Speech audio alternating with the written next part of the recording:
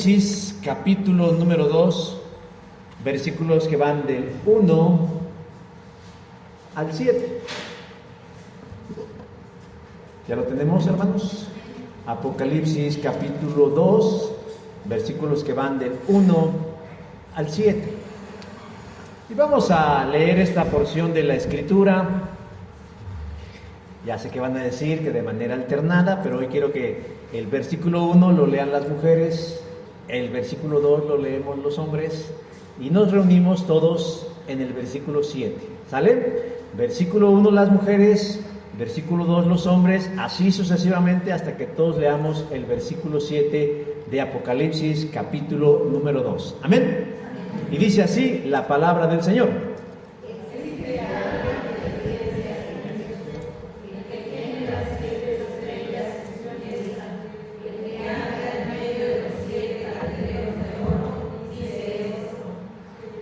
Yo conozco tus obras y tu arduo trabajo y paciencia, y que no puedes soportar a los malos, y has probado a los que dicen ser apóstoles y no lo son, y los has hallado mentirosos. Y has vivido y has tenido paciencia, y has trabajado arduamente por amor del nombre, y no has desmayado. Pero tengo contra ti que has dejado tu primer amor.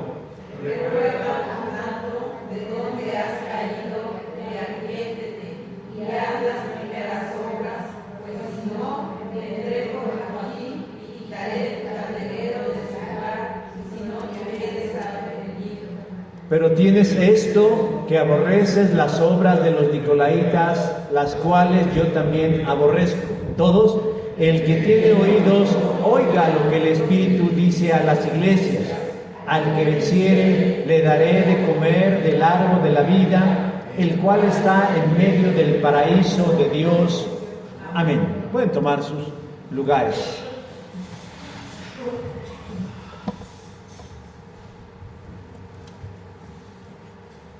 No se me vaya a perder.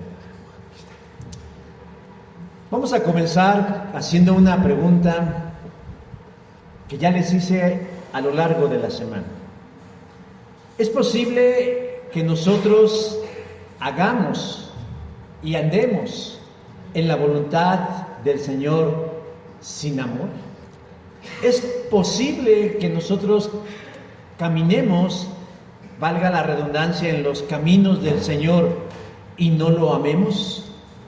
Yo sé que la pregunta parece un sinsentido, es decir, una contradicción, pero contrario a lo que la razón nos dice, déjeme decir que sí sucede, de que sí es posible que las personas ejerzan una vida religiosa o espiritual sin amor. Y la Biblia nos dice en un claro ejemplo que esto es posible. Amasías, rey de Judá, es la muestra clara de que es posible hacer lo bueno y no amar al Señor. Él tenía 25 años cuando asciende al trono de Judá.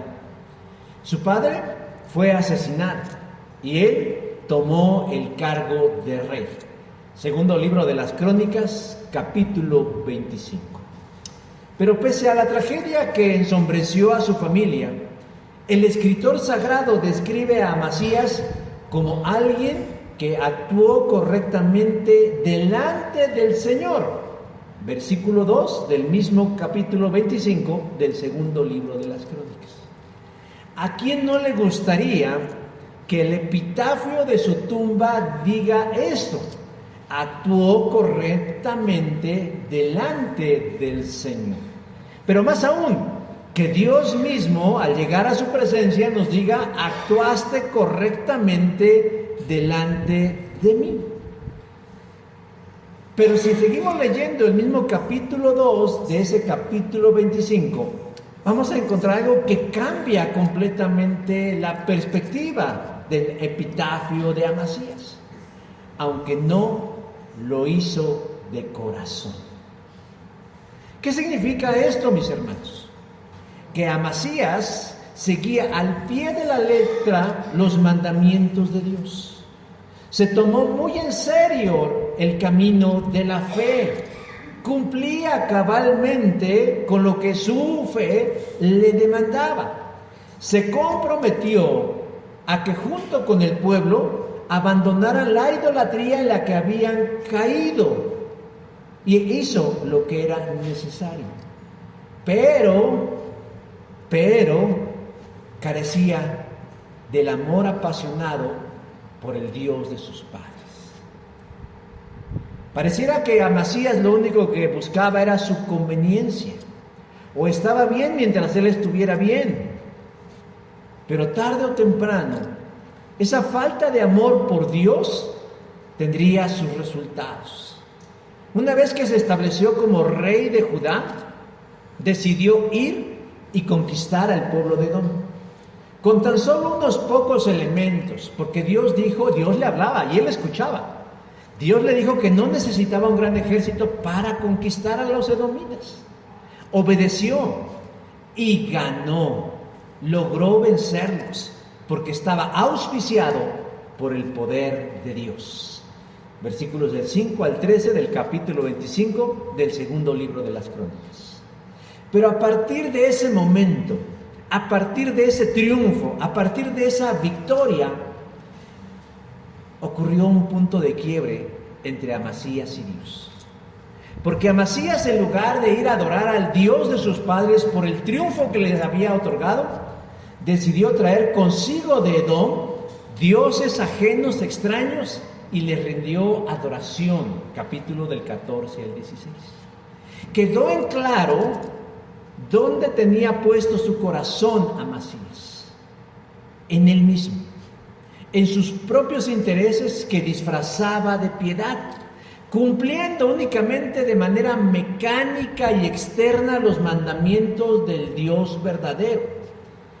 Pero su verdadero corazón, sus verdaderas intenciones, el amor que él sentía, no era para ese Dios. Es Jesús quien decide enviar mensajes a las iglesias de Asia, representadas simbólicamente por 7 que atraviesan por situaciones muy particulares. La primera de ellas es la iglesia de Éfeso. Y en primera instancia dice: escribe al ángel de la iglesia en Éfeso, versículo 1. Ahora nosotros sabemos que cuando el texto dice escribe al ángel, no se está refiriendo al pastor, al anciano, ni al obispo de la iglesia. Ni tampoco, mis hermanos, se refiere a un ángel en manera literal que resguarde la iglesia. Es decir, no está hablándole a un ser espiritual, sino que cuando la expresión al ángel se está refiriendo a la imagen, a la iglesia misma. En el libro del Apocalipsis, la iglesia es el ángel. Nosotros somos, en este lenguaje simbólico, ángeles, porque somos ¿qué? Mensajeros de Dios. Dice: escribe al ángel de la iglesia en Éfeso. Y Jesús inmediatamente se presenta como el remitente de ese mensaje, y lo hace de manera alegórica. Esto dice el que tiene las 7 estrellas en su mano y anda en medio de los 7 candelabros de oro. Versículo 1 de la Biblia, Dios habla hoy. Recordemos que el lenguaje del libro del Apocalipsis no es literal. Es simbólico porque pertenece a un estilo literario apocalíptico, pero tiene un significado. En este sentido, en este caso, la figura de las estrellas y los candelabros de oro también se refieren a la iglesia. Primero, porque las estrellas representan que somos luminarias, que irradiamos no luz personal, sino la luz de Cristo. Y candelabros, porque estamos colocados en medio de un mundo de oscuridad donde debemos señalar el rumbo para la salvación. De tal manera que Jesús lo que está diciendo: yo tengo en mi mano a la iglesia y yo estoy en medio de ella, hermanos. Eso es maravilloso y debe conmover nuestras almas. Jesús está aquí. Y Jesús, dice, se mueve en medio de nosotros. Nos cuida, nos protege, nos asiste, nos dirige y además tiene comunión con nosotros. Déjeme decir que las 7 cartas o los 7 mensajes que Jesús da a las iglesias guardan cierta estructura. No están escritas al aventón, sino generalmente comienzan hablando o resaltando alguna cualidad de la iglesia si la tuviera, seguida de un reproche o una crítica, pero además le ofrece una salida o respuesta y cierra con una recompensa. En el caso de la iglesia de Éfeso que hoy nos ocupa, sirve para mostrarnos una enseñanza el día de hoy que tiene que ver con la falta de amor en la iglesia. Lo cual, hermanos, es una posición peligrosa que iremos descubriendo en el desarrollo de la reflexión. Voy a respetar la estructura del mensaje de Jesús, mostrando 3 elementos que caracteriza a toda una iglesia que ha dejado o que ha abandonado el amor. Y contrario a lo que la lógica puede decirnos, no es que viva en perversión, puede ser que esté llevando a cabo todas las funciones de una iglesia, pero al igual que Amasías, no lo está haciendo de corazón, no lo está haciendo de manera perfecta en términos bíblicos. Le hace falta el amor a Dios. Y entonces, ¿cómo una iglesia deja de amar a Dios? ¿Cómo es que una iglesia, cómo es que un creyente deja de amar a Dios? El versículo 2 nos da una respuesta diciendo: yo conozco tus obras. Para los preteristas, es decir, estas personas que creen que todo lo que está en el Apocalipsis ya se cumplió en el año 70, lo que dice a las iglesias no es vinculante para nosotros en el siglo XXI, porque dicen eso ya pasó. Muy conveniente para ellos, ¿verdad? Para los dispensacionalistas pretribulacionales, esos que creen en el rapto secreto y los 7 años de la tribulación, piensan en su lectura literal del libro que lo que se dijo a Éfeso únicamente era para Éfeso, no para nosotros. También muy conveniente.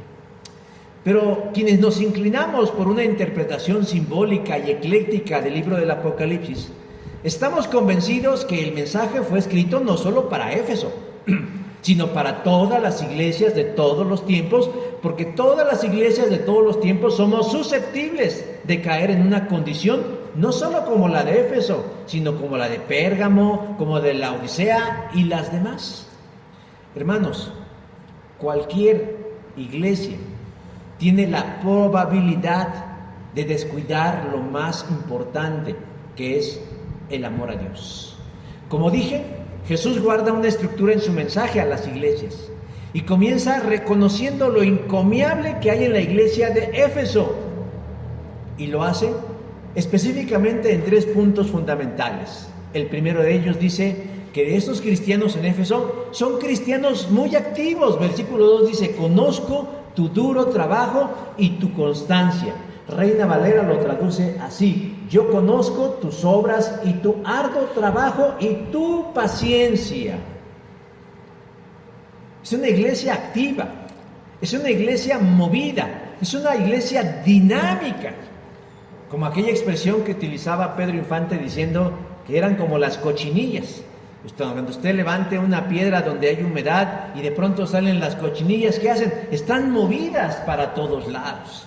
Era una iglesia de esta manera, podríamos decir, es la iglesia cochinilla porque trabaja arduamente, está activa. ¿En qué sentido está activa la iglesia de Éfeso? En los asuntos del reino de Dios, del Evangelio. No son cristianos pasivos que están esperando meramente a que les digan qué hacer, sino que tienen iniciativa porque tienen vida espiritual. No les gusta estar únicamente sentados, sino que están ocupados. El texto no nos dice específicamente cuáles eran las actividades eclesiásticas de la iglesia, pero podemos intuir con mucha certeza que estaban ocupados en lo que se ha conocido como los 5 ministerios principales de una iglesia: la liturgia o el servicio a Dios, es decir, la alabanza, la adoración, cántico, reuniones, culto, oración, vida espiritual. Estaban ocupados en el discipulado, en la enseñanza, en el crecimiento, en el fortalecimiento de sus miembros a través de las verdades eternas. Tenían comunión, coinonía, pasaban tiempo juntos, celebraban la cena del Señor, se alegraban con los triunfos y lloraban con sus penas. andaban evangelizando. Ocupaban algún día de la semana para salir a compartir el mensaje. Eran ángeles compartiendo el mensaje. Eran estrellas alumbrando. Eran candelabros llevando la luz. Pero además, también ocupados en el servicio. ¿Qué necesitaban entre ellos? ¿Cuál era la necesidad entre ellos y también fuera de su comunidad? Ellos realizaban esas actividades. Y vamos a meternos en el contexto, mis hermanos. No era fácil. No era fácil para una iglesia del primer siglo, viviendo bajo la sombra de un imperio como el romano, llevar a cabo estas actividades. Por eso dice en el versículo 2 de la Biblia, en traducción del lenguaje actual: sé que por obedecerme has tenido muchas dificultades. Y eso, hermanos, le añade peso al activismo de los cristianos, porque se han metido en broncas por hacer la obra de Dios. Y vamos a entenderlo, porque decía yo hace un rato, el contexto social, político y religioso en el que los de Éfeso vivían. Estaban inmersos en una monarquía. Había una figura de poder, el emperador o el César, quien se asumía no como el presidente o la presidenta con A. Sí, él verdaderamente decía: soy el gobernante, pero también soy la presencia divina de los dioses en este mundo. Soy todopoderoso. Y demandaban lealtad, fidelidad, pleitesía de parte de sus conquistados. Los cristianos no lo hacían. O cuando se convertían en cristianos sabían que no podían rendirle pleitesía, honor y gloria al César, porque era solo un hombre. Con mucha pompa, con toda una parafernalia de oro y telas preciosas, pero era un humano. Desde luego, el ego del emperador era lastimado.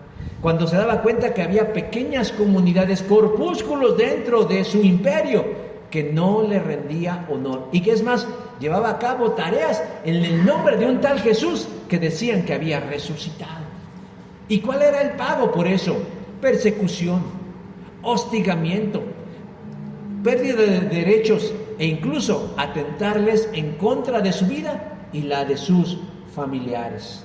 No era fácil ser iglesia en los tiempos de la iglesia de Éfeso. Y por eso Jesús les reconoce su hupomone, es decir, su resistencia, su persistencia, su aguante. Hupomone es una palabra griega que significa eso. Pero además, hermanos, con la característica de que lo hacían con alegría. Es decir, no lo sentían como una carga o un castigo, sino que se sentían gozosos de saber que estaban cumpliendo con su responsabilidad. Esa era la iglesia de Éfeso. La segunda cosa que reconoce Jesús, que es bueno de las obras de Éfeso, es su moralidad. Dice: no puede soportar a los malos. Éfeso no era propiamente una ciudad capital, pero sí era una ciudad importante, donde prevalecían ciertas prácticas paganas, como lo era la inmoralidad sexual y la idolatría. ¿Por qué? Porque Éfeso era el epicentro de la adoración a la diosa Diana o Artemisa. ¿Cuántos creyentes se imaginan ustedes que podían haber en Éfeso? Si tan solo en Jerusalén, en un lapso muy corto de tiempo, llegaron a ser, ¿qué les gustan? 8,000 personas. Que son nada, ¿eh? Uno en términos cristianos diríamos: gloria a Dios, 8,000 personas. Pero si tomamos en cuenta que tal vez en la población de Jerusalén, la población eran más de 600,000 personas, 8,000 personas no son nada. Ahora imagínense en una ciudad más cosmopolita como lo era Éfeso. ¿Cuántos cristianos creen ustedes que había en Éfeso?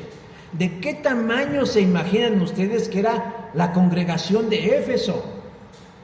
El fenómeno de las megaiglesias es un fenómeno reciente. No es un fenómeno de siempre, hermanos.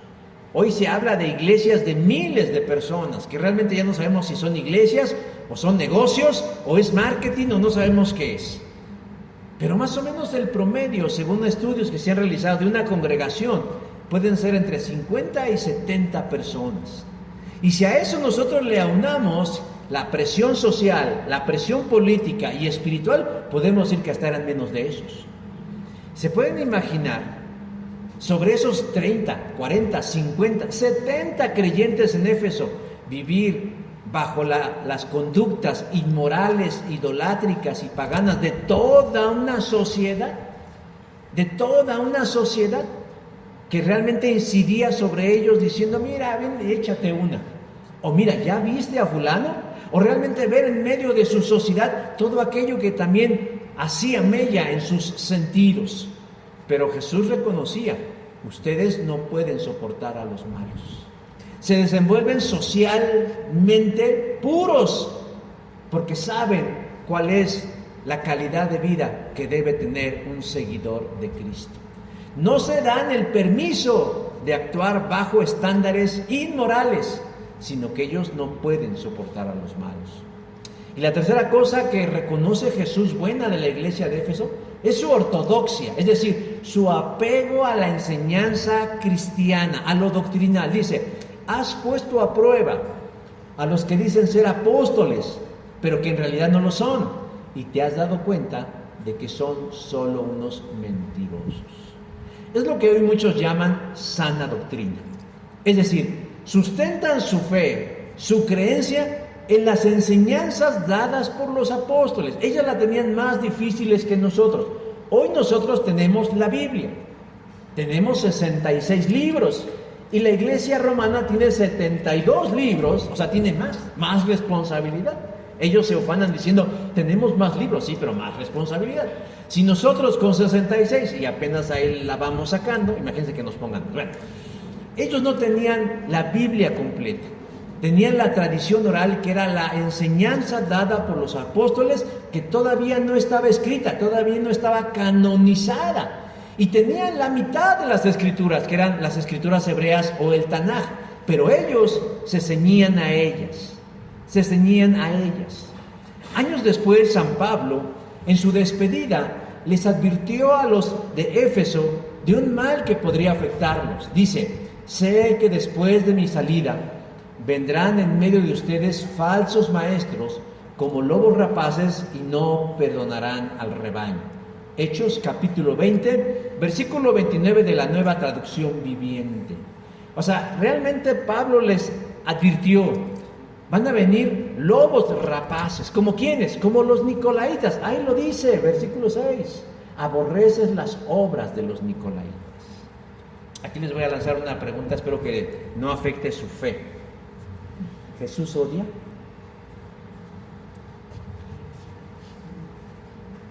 ¿Jesús odia? ¿Aborreces las obras de los nicolaitas, las cuales yo también aborrezco? Pero odia. Yo no estoy diciendo qué. Yo no dije si a la persona o a la enseñanza. Pero Jesús aquí dice que tiene sentimientos que para nuestra cosmovisión evangélica cristiana diríamos no. Jesús aborrece el pecado. Bueno, nada más ahí para dejarlo común.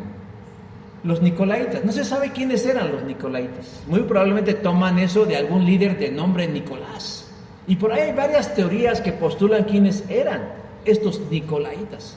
Pero debió haber sido su enseñanza muy aberrante como para que incluso el Señor Jesús llegara a detestar esas enseñanzas.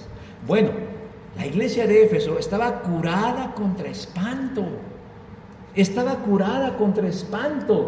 Porque eran ortodoxos, es decir, se apegaban, se ceñían, se disciplinaban a las enseñanzas dadas por los apóstoles. Has probado a los que dicen ser apóstoles y no lo son, y los has hallado mentirosos. O sea que realmente era una iglesia, activos, moralmente elevados y con una doctrina pura, hermanos. El Señor Jesús reconoce esos logros y sabe que no ha sido fácil. Por eso en el versículo 3 dice, has trabajado arduamente por amor de mi nombre y no has desmayado. O sea, el Señor Jesús sabe reconocer cuando hacemos las cosas bien. Antes de que saliera este libro de las 7 hábitos de la gente altamente eficiente, Jesús ya sabía que lo primero que hay que decirle a alguien para alentarlo es decirle lo bueno que haces. Y él le dice, has trabajado arduamente. Estás ocupado en las cosas. Todo es perfecto. Todo es encomiable. Cualquier pastor, cualquier obispo, cualquier presbítero, cualquier anciano o hasta cualquier párroco o sacerdote se sentiría satisfecho de tener una iglesia con estas características. Pero pareciera, hermanos, que esa piedad solamente es una apariencia. Porque detrás de todo eso que es maravilloso, hace falta un elemento imprescindible y es el amor. Aquí yo quiero precisar algo. Yo no quiero decir que yo conozco lugares donde son muy amorosos, pero son inmorales, o tienen mala doctrina, o no hacen nada. No, hermano, no se trata de una cosa o la otra. Jesús dice, están bien, en este punto están bien, pero les hace falta lo más importante.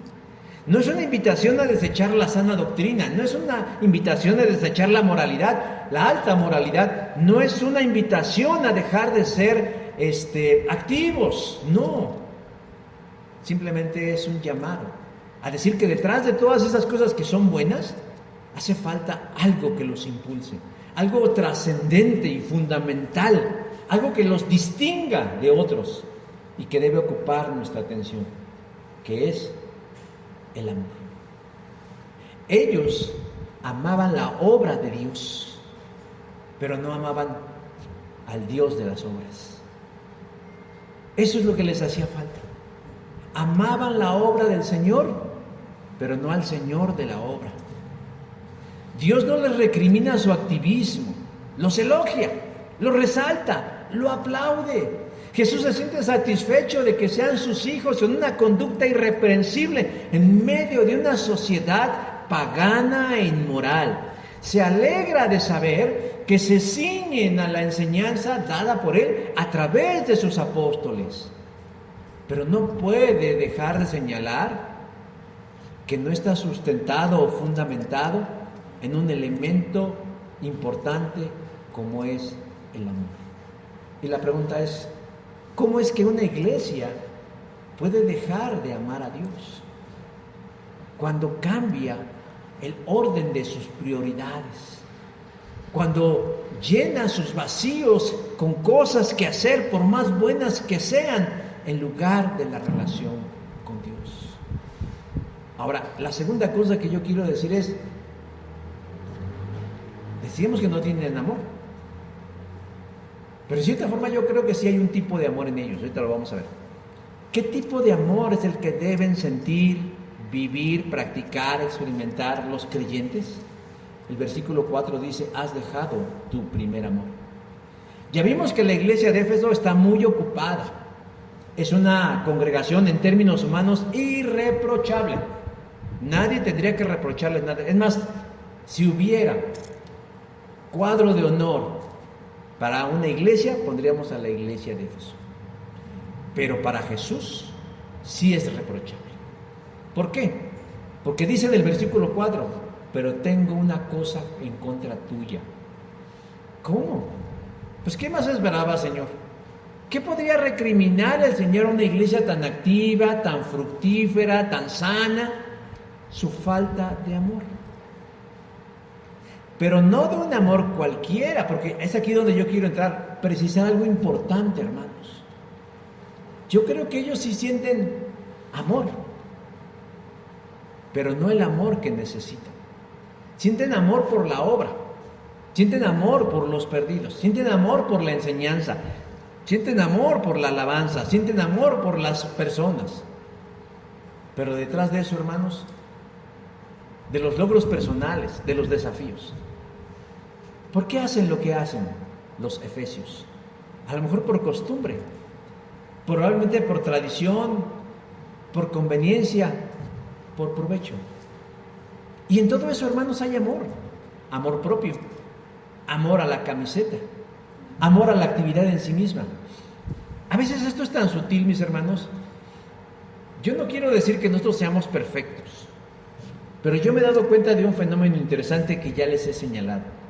Muchas veces uno ve en las redes sociales a diversas iglesias subiendo fotografías de sus actividades. Y yo me pregunto, ¿qué están promoviendo? ¿A Jesús? ¿Al reino de los cielos? ¿El evangelio? ¿La vida eterna? ¿O cuántos se aman? Yo he visto últimamente muchas iglesias que suben fotografías de la reunión dominical y ponen a los hermanos así hasta con los ojos cerrados, como si fueran santitos.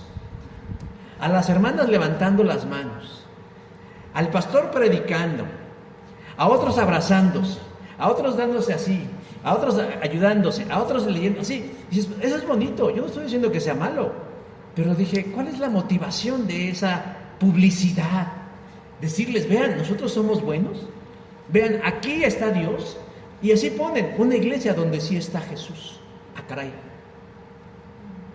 Pero eso, hermanos, es tan delgada la línea porque pareciera que se están haciendo promoción a ellos mismos. Vean, nosotros somos buenos. Vean, nosotros sí abrazamos. Vean, nosotros sí tenemos esto. Vean, nosotros sí tenemos aquello. Pero sí hay amor. Pero no ese es el tipo de amor que Jesús les está recriminando a los efesios. Sino el versículo 4 dice, has dejado tu primer amor. No está diciendo que sean seres deshumanizados y gente fría y gente que no tiene corazón. Especifica el Señor Jesús, has dejado tu primer amor. Y tan solo esta frase de 5 palabras encierra un mundo de enseñanzas.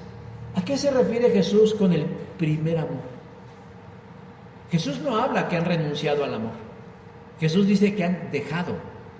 La palabra afiemi significa abandonar o dejar de lado. Y algunos estudiosos de las Escrituras interpretan este tipo no como apostasía al amor, es decir, no han renunciado al amor, no han renegado del amor, sino simplemente lo han descuidado. Lo han colocado en una pausa, en una especie de stand-by por hacer otras cosas. Jesús dice, han dejado de lado, han descuidado su primer amor. No han renunciado a él, pero ahí lo tienen, arrumbado en el rincón de las muchas cosas que no consideran prioritarias. Están amando otras cosas antes que el primer amor. ¿Pero a cuál se refiere que es ese primer amor? Obviamente se refiere el amor a Dios. El amor a Dios. Algunas traducciones de la Biblia dicen, has dejado de lado el amor que tenías al principio, versículo 4, de la palabra de Dios para todos. Y la Biblia en traducción actual lo traduce, ya no me amas tanto como me amabas cuando te hiciste cristiano. Ese es como más claro. Hermanos, hay un enemigo del amor. Bueno, hay muchos. Del amor en general, del amor de pareja, del amor de amigos, del amor de padres, del amor a muchas cosas, pero sobre todo del amor a Dios. ¿Y saben cuál es? Es la rutina y es la costumbre. Damos por sentado que amamos a alguien y ya. Yo amo a mi esposo, amo a mis hijos, amo a mi familia, amo a mi iglesia. Pero el amor, hermanos, es una acción que debemos desarrollar, que debemos fortalecer, que debemos acrecentar, que debemos alimentar todos los días. Todos los días. No porque ya me casé, no porque ya encontré al amor de mi boda o de mi vida, ya lo damos por sentado y ya no somos atentos, detallistas, amorosos, sensibles, apasionados. No porque ya tengo un hijo doy por sentado que me debe amar incondicionalmente porque yo le di la vida. Debo cuidarlo, debo guiarlo, debo reprenderlo, debo animarlo. Y de igual manera el amor a Dios, mis hermanos, no porque el Señor nos salvó y ya nos mostró su amor en una cruz, ya Señor, ya, suficiente. No, hermanos, el amor debe crecer, debe ser fortalecido. Y la rutina, mis hermanos, va acabando y apagando el amor. Alguna vez leía eso que decían, vamos a deletrear la palabra amor.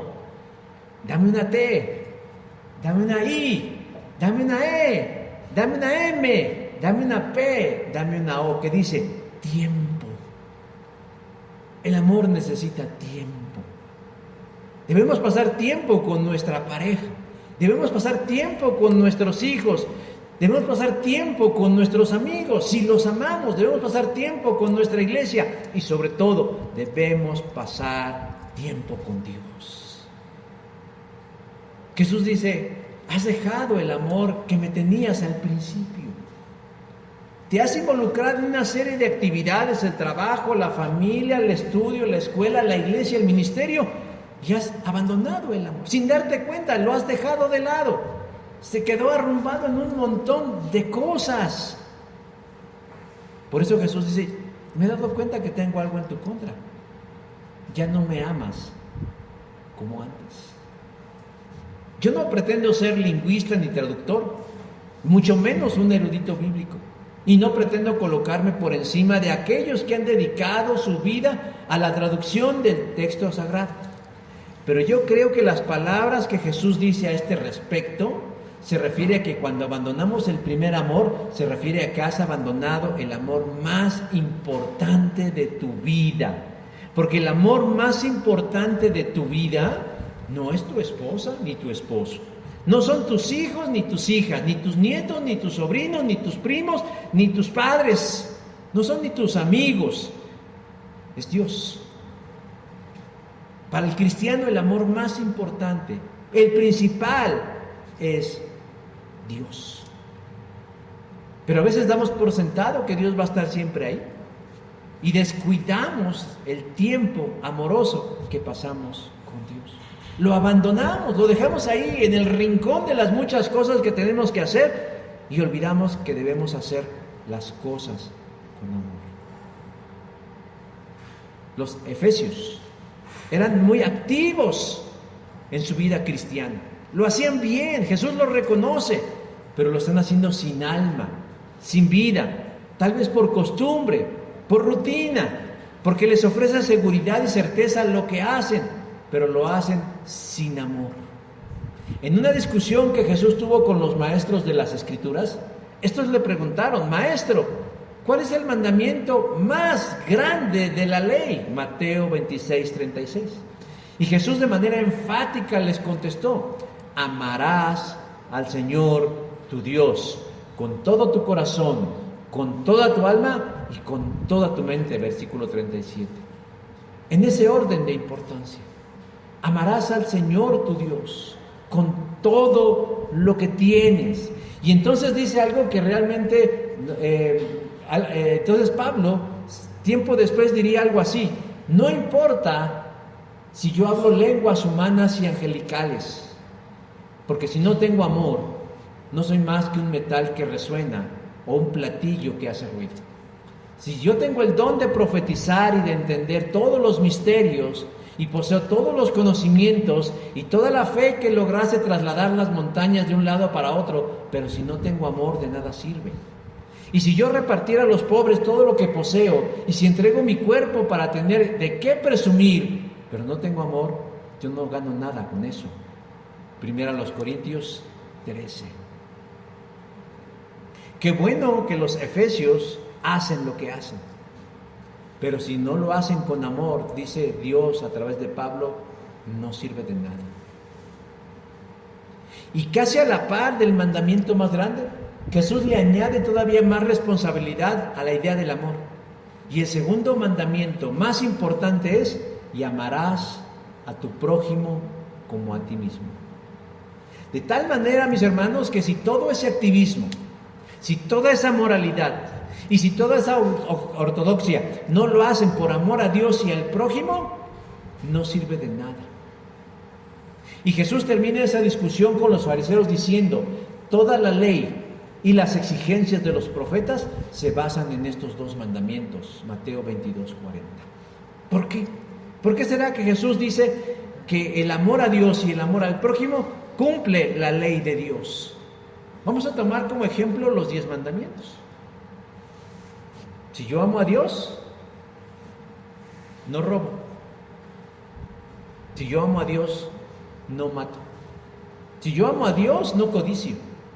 Si yo amo a Dios, guardo su día de reposo. Si yo amo a Dios, no tendré dioses ajenos a mí. Si yo amo a Dios, cumplo con los mandamientos. Y también en relación del prójimo. Si yo amo a mi hermano, yo no le voy a robar. Si yo amo a mi hermano, yo no lo voy a matar. Si yo amo a mi hermano, no le voy a quitar lo que es suyo, no voy a codiciar lo que él tiene. Y así sucesivamente, mis hermanos. Podemos ser muy activos en la iglesia. Podemos ser muy activos en la vida. Podemos tener las mejores doctrinas. Podemos ser los más irreprensibles moralmente hablando. Pero si no lo hago por amor a Dios y a los demás, esto carece de valor y de trascendencia. Y la tercera cosa que nos dice el texto, mis hermanos. Bueno, ya vimos que una iglesia puede dejar de amar cuando cambia el orden de sus prioridades. Pero que debemos saber que el amor que nos hace falta no es el amor al culto, o el amor a la iglesia, o el amor al ministerio, o el amor al dinero, o el amor al reconocimiento, sino el amor a Dios. La gran pregunta, hermanos, ¿cómo resolvemos esto? Y Jesús dice en el versículo 5, recuerda, arrepiéntete y haz. Los juicios de Dios nunca son para destruirnos. Podemos sentirnos mal de que Jesús nos diga en la cara lo malo que hacemos, pero nunca lo hará en aras de perjudicarnos, sino por nuestro bien. Como dicen por ahí, quien te ama te lastimará con la verdad, en lugar de acariciarte con la mentira. Todas las veces que Dios trae juicio sobre su pueblo, no es para destruirlo, sino para llamar su atención y que vuelva a la comunión. Una iglesia que deja el amor a Dios y al prójimo por cualquier otra cosa que sea, tiene que resolver eso. Y Jesús da 3 acciones, no 3 pensamientos, no 3 meditaciones, no 3 reflexiones, no 3 ideas filosóficas, 3 acciones fundamentales que tiene que hacer la iglesia para volver a ser lo que era antes. La primera, dice, recuerda, versículo 5. ¿Qué tiene que recordar? ¿Cómo eras antes? Tienes que recordar, tienes que hacer un ejercicio de memoria y acordarte en qué momento, en qué circunstancia, qué fue lo que permitió o llevó a que yo dejara de amar a Dios. Y para eso tengo que hacer un recuento de mi vida y decir, ¿cómo era yo antes? ¿Cómo me sentía yo antes? ¿Cómo vivía mi fe antes? ¿Alguien recuerda aquí y puede traer de manera vivencial en este instante, de manera emotiva, cómo se sintieron la primera vez que experimentaron la presencia de Cristo? ¿Alguien de aquí puede decir cómo se siente en ese aire fresco y maravilloso de cuando estamos a solas con el Señor y todo lo demás no importa? Eso es lo que quiere el Señor que recordemos, mis hermanos, cómo éramos antes. Es una invitación a dar unos pasitos para atrás en la cronología de nuestro pensamiento y recordar dónde estábamos cuando amábamos a Dios. No sé dónde lo leí, no recuerdo quién lo dijo, pero me gustó esa frase que dice, si fuiste feliz en algún momento de tu vida, ¿por qué no regresas allá? ¿Por qué no vuelves a ese lugar en donde eras feliz y contento, donde te sentías pleno, seguro? Si el sentir el amor de Dios, hermanos, nos da certeza, nos da seguridad y nos da paz, ¿por qué lo abandonamos? ¿En qué momento decidimos dejar de prescindir de la presencia amorosa del Señor? Hay una rama en el cristianismo que juzga con dureza las emociones. Paul Washer y Michel Sugelin son representantes de este movimiento que dicen que en la iglesia no debe haber uso del emocionalismo. No, aquí no podemos llorar, ni tampoco podemos estar alegres, ni tampoco podemos expresar lo que sentimos, porque eso hacen los pentecostales, ¿no? Los pentecostales, ¿qué es lo que hacen? Gritan, lloran, gimen, se tiran, se revuelcan. Eso está mal, eso no es ortodoxo, eso no es reformado, eso no es digno. Claro, siempre hay que guardar el decoro, siempre hay que guardar las formas, siempre hay que guardar la presencia. Pero mis hermanos, nosotros somos seres emocionales. Nosotros somos seres sintientes, además de ser seres pensantes. La Biblia registra que Jesús lloró, Juan 11:35. La Biblia dice que Jesús lloró, y lloró por la pérdida de un amigo y el dolor que le causaba a sus familias. Y aunque no existe un registro documental canónico, es muy seguro que Jesús rió. Es muy seguro que Jesús se echó sus carcajadas y vieron cosas que lo hicieron botarse de la risa, hermanos. ¿Por qué? Porque Jesús se sentía bien. Entonces, mis hermanos, Jesús nos dice, ¿en qué momento dejaste de amarme? ¿En qué momento dejaste de alegrarte conmigo? ¿En qué momento dejaste de reír o de llorar conmigo? Recuerda de dónde vienes. La segunda acción que recomienda o que indica Jesús, no recomienda, que indica Jesús que debemos hacer, hermanos, tiene que ver precisamente con dar pasos hacia atrás. Dice, arrepiéntete. Metanoia es la palabra griega de la que se traduce arrepentimiento y significa cambia tu manera de pensar. Generalmente la palabra o el concepto de arrepentimiento lo relacionamos con me siento mal, tengo sentimientos de culpa, pero en realidad arrepentirse no solamente tiene que ver con sentirme mal, sino con dar un giro mental de 180 grados y cambiar en dirección opuesta de donde voy caminando. El hijo pródigo se sintió mal, estaba ahí en un lugar cuidando cerdos, añorando, más bien codiciando las comidas de los cerdos, cuando de pronto pasó de sentirse mal a, como dice Lucas 15:17, volviendo en sí. Es decir, se hizo la luz en su cabeza. No se quedó lamentándose porque no tenía que comer, sino que comenzó a pensar de manera distinta.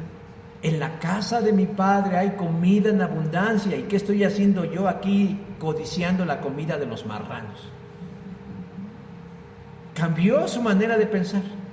Años antes pensaba de manera distinta. Pensaba, ¿yo qué me voy a quedar con este viejo decrépito a cuidarlo y a cambiarle el pañal? Yo tengo que vivir mi vida. Soy joven, soy guapo, tengo dinero. Venga, la vida. Sin embargo, la misma vida lo llevó a cambiar de manera de pensar, a arrepentirse y decir, ¿yo por qué la estoy pasando mal? Y por eso dice, y volvió en sí. Y tomó la decisión de regresar con su padre y reivindicarse. Lo cual nos lleva a la tercera acción que Jesús nos demanda, y haz las primeras obras, versículo 5. Haz otra vez lo que hacías al principio.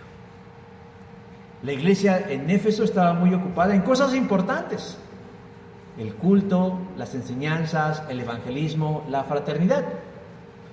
Y seguramente todo esto les restaba tiempo y energía para lo más elemental, su relación íntima y personal con Cristo. Un tiempo de comunión con el Señor, que es irreemplazable y que cada creyente debe tener con Jesús a través de la oración y el estudio y meditación de la palabra. Porque es lo que nos mantiene vivos y es lo que alimenta el amor a Dios y a lo demás. Pero el afán y las responsabilidades, los compromisos, las metas, los conflictos, los quehaceres, en fin, todo eso, hermanos, puede llegar a sepultar o ocupar el tiempo que pasamos con Dios. Y termina por apagar la relación de amor y convertirnos en una fe de rutina. En estas mismas redes sociales yo he encontrado muchos testimonios de personas que han abandonado la iglesia y la fe.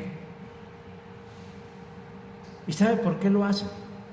No porque la iglesia los haya decepcionado, no porque el cristianismo no haya llenado sus expectativas, sino porque confundieron servicio con espiritualidad. Antes de hacer, tenemos que ser.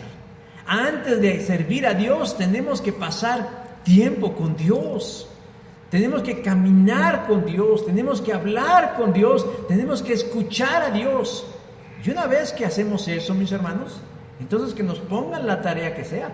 Que hay que abrir el mar rojo, ándale, Señor, en tu nombre lo haremos. Que hay que pescar hasta que se revienten las redes, en tu nombre lo haremos. Pero antes de hacer eso, hermanos, es porque ya venimos de pasar tiempo con Dios. hemos abandonado o tal vez nunca hemos practicado las disciplinas cristianas básicas. Por eso a partir de la siguiente semana, curso de disciplinas cristianas básicas. Cuando abandonamos estas disciplinas cristianas básicas, nuestra mente y nuestro corazón se ponen en automático, se ponen en drive y nos vamos dejando que la inercia nos lleve. Cuando Jesús anhela, hermanos, desea pasar tiempo con nosotros. ¿Qué dice Apocalipsis 3:16? ¿Alguien lo quiere leer? Apocalipsis 3:16 para que no se me duerman. ¿Alguien lee Apocalipsis 3:16? ¿Qué dice?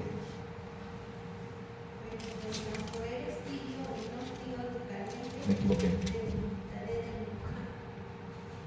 Sí dije 16, ¿verdad? 20. Me faltaron 4. He aquí yo estoy a la puerta y llamo. Si alguno oye mi voz y abre la puerta, entraré a él y cenaré con él y él conmigo. Este texto, mis hermanos, gracias. Muchos cristianos lo usan mal. Muchos. Y si ellos lo usan mal, nosotros lo usamos igualmente mal. Porque lo usamos para evangelizar. Le decimos al inconverso, he aquí Jesús está a la puerta y llama. Y si tú abres tu corazón, entrará contigo y sanará. No, hermano, Jesús no le está hablando a los inconversos. Jesús no le está hablando al no creyente. Jesús está escribiendo dentro de los mensajes a la iglesia, le está escribiendo a los cristianos y le está diciendo, he aquí yo estoy a la puerta y llamo. ¿Qué imagen nos está dando Jesús? Que está fuera de nuestras vidas, que lo hemos echado fuera de nuestras vidas, que está afuera de nosotros, tocando la puerta, anhelando, añorando pasar tiempo con nosotros. Quiere pasar tiempo con nosotros, quiere platicar con nosotros. ¿Alguna vez a usted alguien le ha hecho el feo? No quiero estar contigo, no me hables, no, ya no quiero. Todos fuimos a la escuela alguna vez, y alguna vez fuimos el patito feo que alguien no se quería juntar con nosotros. ¿Cómo nos sentíamos? De que no querían que fuéramos parte del equipo, que no querían que les habláramos. Hoy en día con esto de las redes sociales, que nos funan, que nos borran, que nos excluyen de los grupos, se debe sentir feo, ¿verdad? Bueno, eso estamos haciendo con Jesús. Pero paradójicamente, hermanos, ¿saben que estamos haciendo lo mismo? Porque estamos haciendo cosas para Jesús, pero no hablamos con Jesús. Venimos a adorar a Jesús, pero ni nos hemos encontrado con Jesús. Es más, hace días que ni platicamos, que ni lo escucho, porque no he leído su palabra, porque no he tenido un tiempo de oración, porque no he guardado ese tiempo con Él y hemos ido apagando las cosas. Pero me muevo como un zombie, como un muerto viviente, en automático, en drive, simplemente moviéndome y cumpliendo con mis actividades culticas, cristianas, evangélicas, espirituales, religiosas, cuando en realidad, mis hermanos, dice, haz las cosas que hacías antes. Cuando llegamos a la fe, ¿qué nos dijeron? Lee tu Biblia, ora, congrégate. Y empezábamos a leer la Biblia. No la entendíamos, pero leíamos. Orábamos como Dios nos daba a entender y lo hacíamos. Pero después fuimos perdiendo el entusiasmo. Jesús dice, tienes que resolver eso. Eres bueno, estás haciendo bien las cosas, pero tienes algo, un pequeño gran defecto. Has dejado tu primer amor. Arréglalo. ¿De qué manera? Recuerda cómo eras antes. Arrepiéntete, cambia tu manera de pensar y vuelve a hacer las cosas que hacías al principio. Encuéntrate conmigo. Eso es lo que dice Jesús que tenemos que hacer. El hermano Juan Gabriel, dirán, ¿por qué dicen que es hermano? Porque él era miembro de una iglesia metodista en su juventud, que después apostató, eso es otra cosa. El hermano Juan Gabriel compuso una canción que fue popularizada por Rocío Dúrcal, que se llama Costumbres. Y dice una estrofa de la canción: aunque ya no sientas más amor por mí, solo rencor. Yo tampoco tengo nada que sentir, y eso es peor, pero te extraño. Qué curioso, ¿verdad? Dirían los intelectuales, es un oxímoron, o sea, es una contradicción. Tú no sientes nada por mí, ni yo por ti, pero te extraño. También te extraño. No cabe duda que es verdad que la costumbre es más fuerte que el amor. Le pregunto uno a la IA, ¿Qué piensa de esta frase desde una perspectiva psicológica? Y dice, las relaciones por costumbre o rutina existen por necesidad, porque ofrecen a las personas seguridad, comodidad y control, pero no amor. De tal manera, hermanos, que nosotros podemos estar viniendo a la iglesia por seguridad, por comodidad y por una rutina que nos permite controlar. No obstante, déjeme decir que una fe de esta naturaleza paga un precio muy alto. Paga un precio muy alto, como individuos y como iglesia. Porque Jesús le dijo a la iglesia de Éfeso, si no cambias, vendré a ti. Ay, que el Señor nos va a visitar y quitaré tu candelabro de su lugar. Versículo 5. Dirán algunos, ¿esta es una advertencia? ¿Es una amenaza? ¿Y si sí qué? ¿Cuál es el problema? Lo está haciendo Jesús, ¿no? Ahora nos vamos a poner al Sansón contra las patadas. Pero más que una advertencia, una amenaza, es una consecuencia lógica. A Jesús no le sirve una iglesia así. A Jesús no le sirve una iglesia que no cumpla la misión. Ser un candelabro que comparta su luz. Ser un ángel que lleve el mensaje. Jesús advierte que quitará el candelero, que quitará la luz, que quitará su esencia de esa iglesia, que seguirá viviendo, funcionando, pero que terminará muriendo cuando cumpla un ciclo de vida. Hermanos, si entendemos el Evangelio, el deseo de Dios es que su iglesia sirva de algo para los propósitos eternos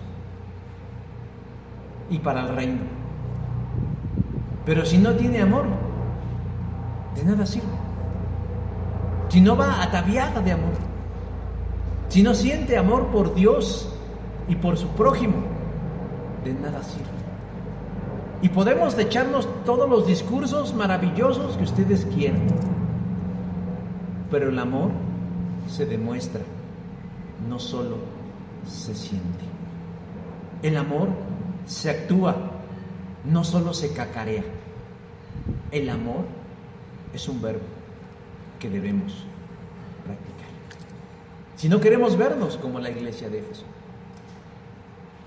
Uno de los padres de la iglesia escribió a la iglesia de Éfeso por ahí del siglo II, más o menos, elogiando precisamente que habían hecho caso de la advertencia de Jesús. Obviamente es un documento no canónico, o sea, no es palabra de Dios, pero es un testimonio histórico de que este padre de la iglesia escribió a la iglesia de Éfeso en el siglo II diciendo, hiciste caso de lo que el Señor te dijo. Vuelve a tu primera. ¿Qué significa? Que el Señor no vino, no les quitó el candelero, sino que les permitió seguir siendo luz, ser lumbrera y ser mensajeros allí donde Él los había colocado. ¿Qué hicieron? Recordaron, se arrepintieron e hicieron los cambios necesarios, colocando el amor en todas las cosas que hacían. Amén. Vamos a ponernos de pie para orar. Señor Dios, agradecemos infinitamente en el nombre de Jesús que nos permitas acercarnos a esta tu palabra,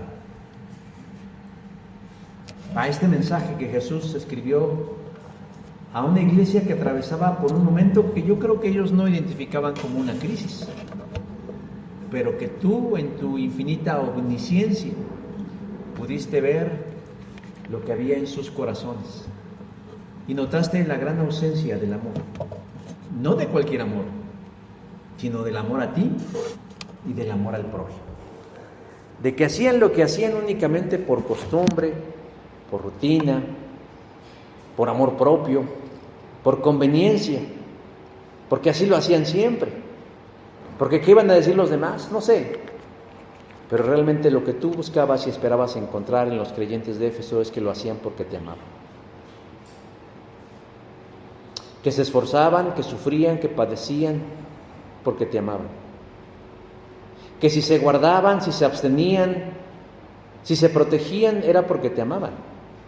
Y si aprendían y enseñaban y corregían el error de Dios a otros, es porque te amaban.